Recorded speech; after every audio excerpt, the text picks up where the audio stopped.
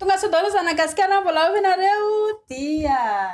ny tsara mifantatry ny vehivavy rehetrarehetra fa ny lehilahy mila vehivavy tegatega ny mbolambola rehefa eny ambony fandriana noho izany ny teny izay resahandry zany dia mba mila atao degadegany amin'izay izy tangitra tsara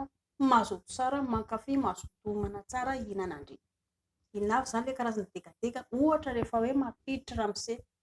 dia akafizindrila izy ataovy mafy le izy izay mitsy le tiavaka anazy dia mila tonondriny anaran'ilay lehilahy rehefa tonondriny anaran'ilay lehilahy dia anisany mampadangitra anazy koa iny mahafinaritra ny lehilahy zay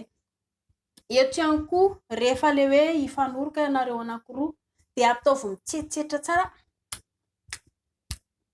dia ampivoteny maranitra ilay le hoe manintona anazy romantika ozintsika rehefa le hifanoroka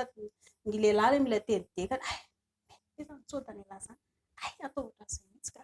tena loandray aloha naovako anazy ampindry ohatran'izay le izy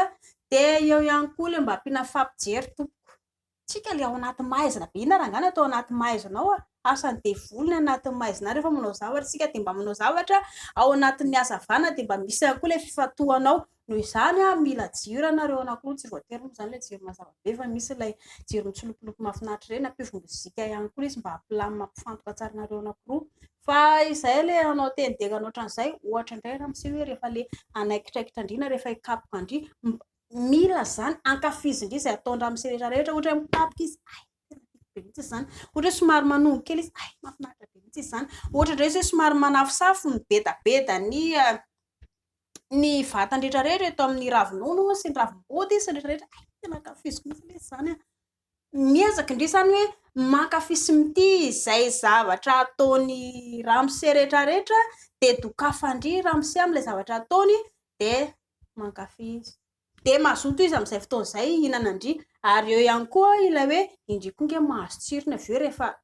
ankafizindry ilay zavatra ataony